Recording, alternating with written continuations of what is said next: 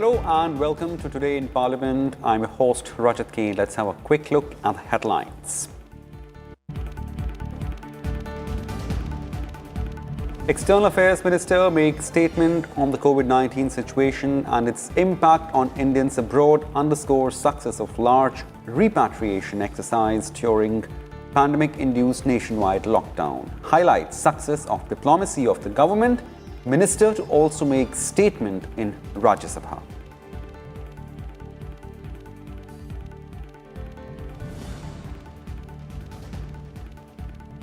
Well, Rajya Sabha to take up National Institute of Food Technology, Entrepreneurship and Management Bill 2019 for considering and passing.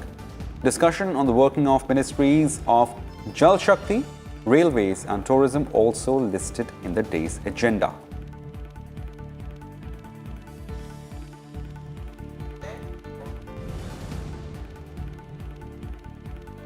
In several key bills listed in Lok Sabha for introduction, discussion and passing. Also on the agenda is discussion and voting on demands for grant for Ministries of Education, Health and Railways for 2021-22.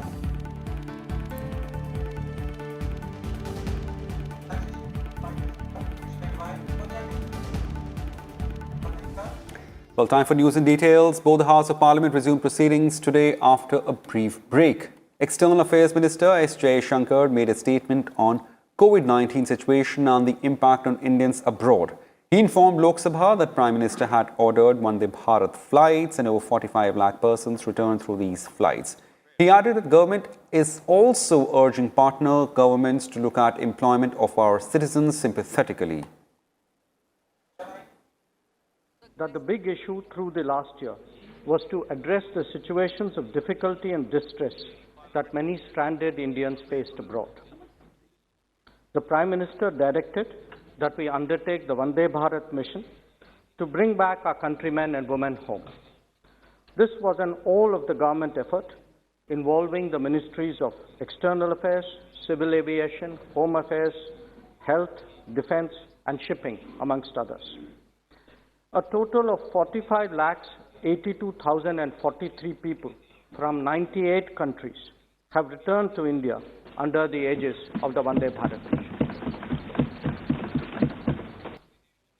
Government expended an amount of 33.5 crores from the Indian Community Welfare Fund, whose mandate was perceptively broadened by the government in 2017 with such contingencies in mind. I should also add that we facilitated the return from India of more than 1.1 lakh foreign passport holders to 120 countries in the same period. Many of them were PIOs and NRIs. Members would appreciate that the largest repatriation exercise in history of the world could not have happened without the goodwill and cooperation of partner governments. And if that was so forthcoming, it is because of the enormous efforts of this government's diplomacy, starting from the Prime Minister personally. Whether it was in reaching out, invoking relationships, using our networking, or engaging in direct contacts, we really went all out to ensure the welfare of our brothers and sisters abroad. Let me underline that from the very beginning, the Modi government has been deeply committed to the welfare and protection of Indians abroad. And equally, we value and nurture our relationship with PIOs. The COVID pandemic was a test of our commitment on this matter, as on so many others. And whether it was the problems of the worker or the student, the professional or the tourist, we have risen to the occasion. A huge collective effort by nameless and faceless individuals from our embassies and other organizations in India and abroad made that possible. Like the nation at home, they too were inspired by the Prime Minister's leadership and vision. I wish to assure this august House that in the days ahead, as our quest for normalcy progresses, as the global marketplace and workplace resume activity, as centers of study reopen their doors, we will be there to encourage, facilitate, secure, and support. Thank you. Well, a look now at the legislative business in Rajya Sabha today in the second half. The National Institute of Food Technology, Entrepreneurship and Management Bill 2019 is scheduled for considering and passing.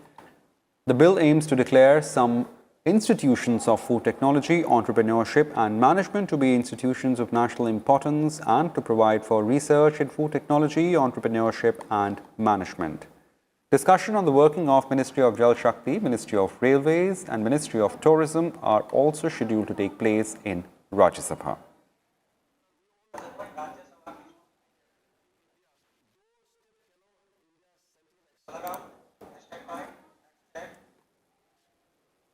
Well, our correspondent Kriti Mishra joins us from Parliament House. Kriti, many thanks for once again joining us on this bulletin. You've been covering this session, so just take our viewers to what all happened in the first half of this session.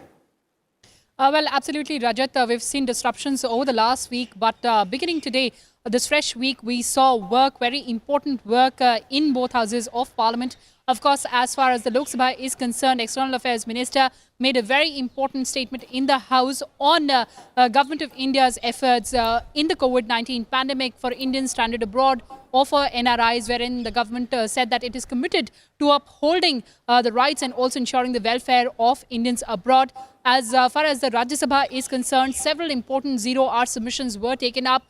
Special mentions were also taken up. Very importantly, IPU President, who is in India right now on an official visit, he also witnessed the proceedings of the upper house. He was welcomed by Chairman. And thereafter, of course, we saw the question hour being taken up. And in the first half, it was a very, very productive session in the upper house as well. Back to you, Rajat. Kriti, one small thing, like in the orientation session, Rajya Sabha Chairman has also urged members to give as much insight and contribute to debates as possible. So, I mean, what did we see today when members assembled for debating? Well, I feel it was a biggest reflection in the House today because remember, over the weekend, the Rajya Sabha Secretariat had organized this very meaningful orientation program for the newly elected members and also for the nominated members, which was inaugurated by Chairman of Rajya Sabha, M. Venkaiah Naidu, wherein he gave 12 pointers to the new members and also urged them to enhance the productivity of the House because they are responsible for the dignity of the House and also accountable to the people of India, wherein he said that members must raise the issues which concern the people and should criticize the government on substantial points and also must ensure to enhance the productivity of the House. So that reflection, of course, we saw in the upper house today because after days of disruption during the last week, today we saw very important business being transacted in the upper house. Well, Kriti, many thanks for joining us. So clearly, like, giving us insight into what all happened in the session or the proceedings so far in the day. Well, moving on to next report, matters pertaining to public importance were also raised in Rajya Sabha during zero hour. Responding to questions on the Oxford University racism row raised by BJP MP Ashwani Vaishnav, External Affairs Minister S. Shankar said India can never turn its eye away from racism. Allaying the concern of the members, Shankar said the government will monitor such cases closely and raise the issue with the concerned authorities as and when required. Chairman Naidu also admitted the seriousness of the matter. I do want to say, sir, that as the land of Mahatma Gandhi, we can never ever turn our eyes away from racism, wherever it is. Particularly so when it is in a country where we have such a large diaspora. As a friend of the UK, I mean, we also have concerns about its reputational impact. What I do want to say, sir, is that we have strong ties with the UK. We will take up such matters with great candor when required. We will monitor these developments very, very closely. We will raise it when required, and we will always champion the fight against racism and other forms of intolerance. Thank you, sir.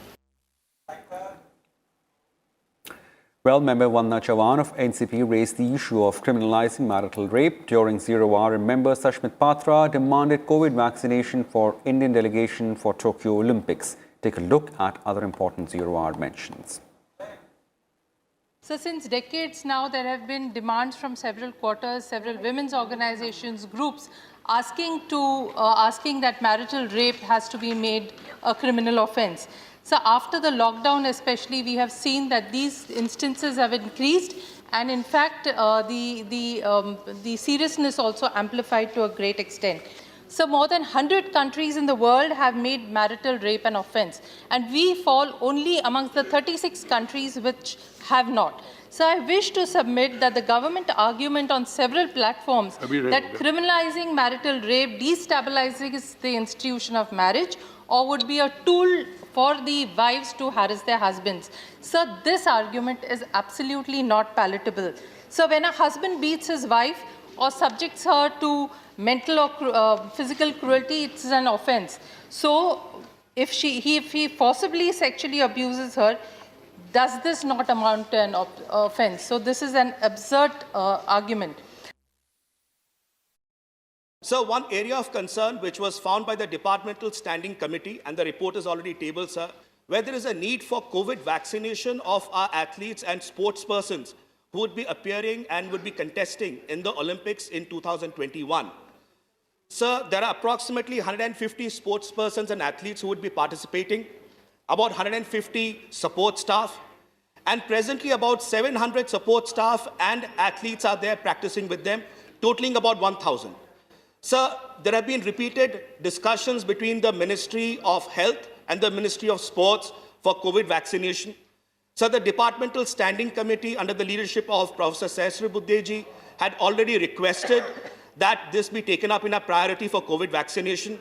So biobubbles are something under which the athletes are presently working. So, but if the COVID vaccination is provided at the earliest, it would not only reassure the sports persons and athletes and the support staff, but it would also bolster our efforts for the Olympics in 2021.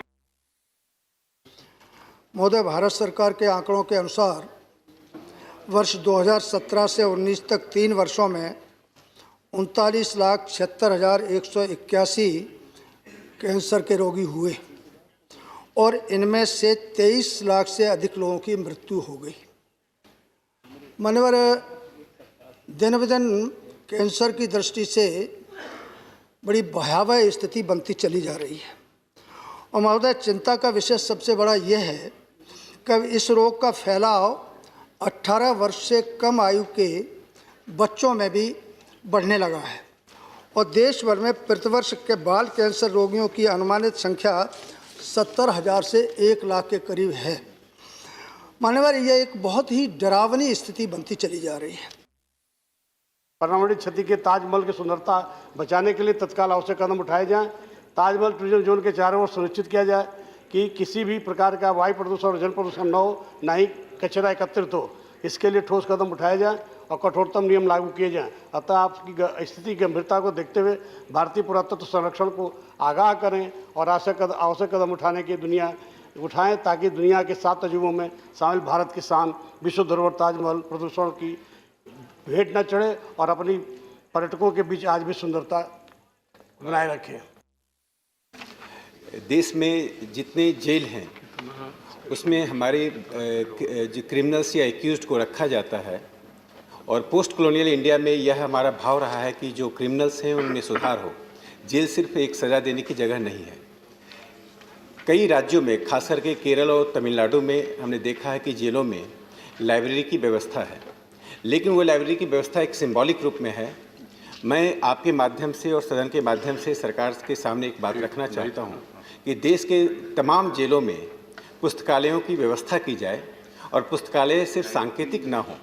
ऐसी पुस्तकें ना हो जो कि jail में बंदियों को उनके नेचर, जो प्रिजनर्स हैं उनके नेचर को देखते हुए, उनके क्राइम को देखते हुए ऐसी पुस्तकों की व्यवस्था की जाए जिससे कि उनमें लगातार सुधार हो।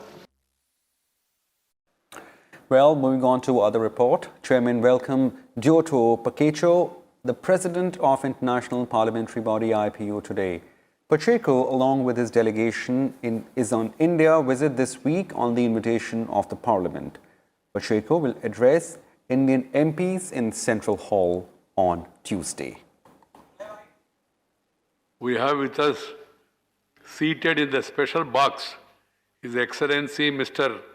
Durte Pacheco, President of the Inter-Parliamentary Union. On behalf of the members of the House and on my own behalf, I take pleasure in extending a hearty welcome to him and wish our distinguished guest an enjoyable and fruitful stay in our country. We hope that during his stay here, he would be happy to witness our parliamentary system and know more about our own country and our people. Through him, we convey our greetings and best wishes to the IPU Secretariat and its members' countries. Well, speaking to Sansad TV, Dr. Pacheco said India's emergence as world's largest vibrant democracy is impressive. Joining us on Sansad Television is President of Inter-Parliamentary Union, Excellency Dr. Pacheco. Sir, welcome to Sansad TV. This is your first visit to India. How's the experience? How is it going? As Portuguese and as President of IPU, it's an honor to be in India, one of the most important parliaments and one of the most important countries of IPU. You know, we defend democracy, and so it is impossible to think in democracy without thinking in India as the largest democracy of the world. Of course, we always need to learn with each other. No one is perfect, and we need to be open to see the best practice of each one and to share with all of us. And so it was very interesting what I saw there, but I know that in the next days I will learn much more with your democracy and with your practice here in this wonderful parliament. You talked about the best practices, sir. You witnessed the proceedings of the Lok Sabha, which is lower house of Indian Parliament, and the Rajya Sabha as well, which is the upper house of Indian Parliament. What were the big takeaways for you? Now, it was very interesting to see the session because it was a very live, intensive session of questions to some ministers. And it is not so different as it happened in other parliaments, in my own, when we have the Prime Minister every month there to answer questions from parliamentarians. Because this is one of the essence of democracy, the fiscalization of the government. The government and the parliament is not just to make some laws. Yes, the legislative function is important, but also to fiscalize the government, because parliamentarians representing the people, opposition and the deputies from the government party, we are always the right to have this fiscalization task as essential in our job.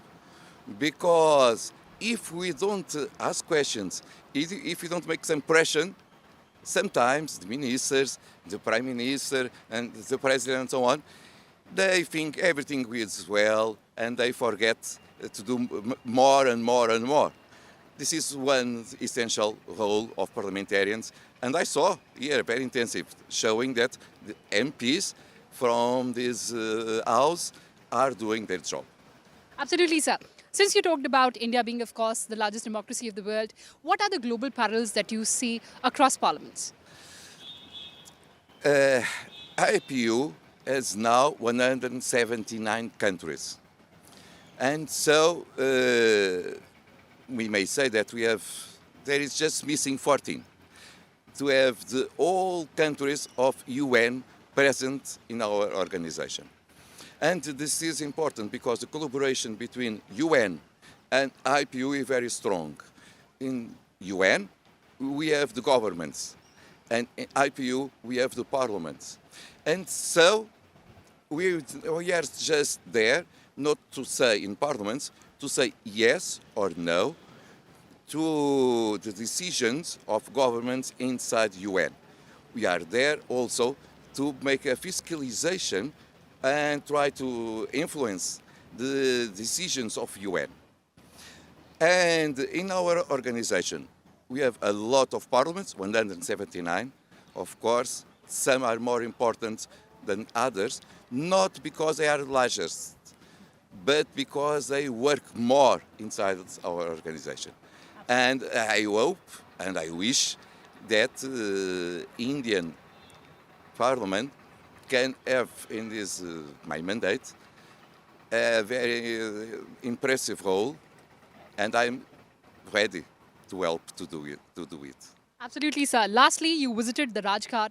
You also visited the cathedral here. How was the experience there? As you know,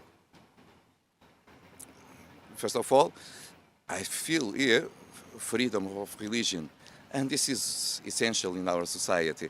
We don't have a free society if we don't respect the religion of each one. And so, like as a man, as a person, as a Christian, it was Sunday, and I feel that I need to go to the Mass. And it was respected. And it can be one example to everyone as well. Yes, in India we have freedom. We have freedom of gender, we don't have oppression, and we have freedom of religion as well. And we hope that no one, for the future, because democracy, we may say always, is like health. We need to prevent it every time, every day. Because we just see how important is it when we lost it. It can happen with these pandemic times. It shows us if we think that everything is perfect, and sometimes and we wake up and we saw how important health is to the society, and democracy is the same. We need to defend it every day, because when we wake up, we can see that someone is trying to disturb it. And so it was very important for me as well to feel, not just to see, but to feel the freedom of religion wishes of each one here in New Delhi. Absolutely, sir. We do hope that you have a very good visit in Delhi, in India. But you joined us. Thank you so much for talking to Sunset Television. Thank you so much. And we may talk later in the end of this trip. Definitely. Thank you so much, sir. Thank you. Reporting from Parliament, Kriti Mishra with camera person Junaid Khan. Well, there you saw Dioto Pacheco speaking to our colleague Kriti Mishra, especially for Sunset TV. Moving on, a look now at some of the issues raised during Question Hour. But I would like to know that India is a party to this UNFCCC as well as the Paris Agreement. But to achieve the targeted carbon sink of 2.5 to 3 million carbon dioxide equivalent sink by 2030, India will need to more than double its current rate of forest cover expansion. What are the plans to increase this tree cover to bring 33% of India's total area under the green cover? Let me tell you that in last 6 years, there is net increase of 15,000 square kilometers of tree cover. More importantly, the pace will increase because last year we have distributed nearly 48,000 crore rupees to the states, and we have put a direction also that given direction that 80% of this money should go in for afforestation. So afforestation gets a big boost. हम लोगों ने एक cricket match देखा था कभी West Indies versus India, जिसमें उस समय हमारी टीम पर पत्थर फेंके गए थे, लेकिन इस समय वातावरण अच्छा है, तो क्या सरकार बीसीसीआई को सजेशन देना चाहेगी कि वहाँ क्रिकेट मैच हो, जिसमें कश्मीर जम्मू कश्मीर के युवाओं में क्रिकेट के प्रति जो पहले से रुचि है उसको बढ़ावा मिले, लेकिन इस क्षेत्र के कई खिलाड़ी ऐसे हुए हैं जो हमारी भारतीय टीम में भी शामिल हुए हैं। धन्यवाद। माननीय मंत्री। अध्यक्ष जी, जो एक क्रिकेट पर्टिकुलर संबंधित जो सवाल पूछा है, जो बीसीसीआई है जो क्रिकेट को प्रमोट करते हैं देश भर में, वो हम लोग डायरेक्टली उनको कंट्रोल नहीं करते हैं। वो जितना भी क्रिकेट प्रमोशन करने के लिए वहाँ कार्यक्रम कर सकते हैं, खिलाड़ियों को प्रोत्साहन दे सकते हैं, हम उसको एनकरेज जरूर करेंगे। हमारा प्राथमिकता जो ओलंपिक स्पोर्ट्स है, जो ओलंपिक्स में, एशियन गेम्स में, कॉमनवेल्थ में खेला जाता है, उसको लेकर के जम्मू कश्मीर में बहुत ही संभावनाएं युवाओं में जो हमने पाया है, उसको आगे करने के लिए तमाम कार्यक्रम उठाए गए हैं और कुछ जवाब में हमने डिटेल दिए हैं, और भी चाहिए तो पूरा डिटेल्स हम आपको दे सकते हैं। तो मुझे यकीन है कि माननीय सदस्य तारीफ करेंगे जितना कदम हमने पिछले 2 सालों में उठाए। धन्यवाद। For a look now at legislative business of Lok Sabha. Union Minister Prahlad Joshi introduced Mines and Minerals Regulation and Development Act in the Lok Sabha today. The bill aims to amend Mines and Mineral Development Regulation Act 1957. Other bills listed for introduction are the Government of National Capital Territory of Delhi Amendment Bill 2021 to amend Government of National Capital Territory of Delhi Act 1991, the National Institute of Pharmaceutical Education and Research Amendment Bill 2021 to amend National Institute of Pharmaceutical Education and Research 1998, Juvenile Justice, Care and Protection of Children Amendment Bill 2021 to amend Juvenile Justice, Care and Protection Act 2015, the Marine Aids to Navigation Bill 2021 to provide for development, maintenance and management aids to navigation in India and for trading and certification of operation of aids to navigation, development of its historical, educational and cultural value. The Constitution Scheduled Caste Order Amendment Bill 2021 is listed for considering and passing in the lower house to amend Constitution Scheduled Caste Order 1950 to modify the list of scheduled caste in the state of Tamil Nadu. Discussion and voting on the demands for grants under control of Ministry of Education, Ministry of Health and Family Welfare and Ministry of Railways for 2021 and 22 is also listed on the day's agenda.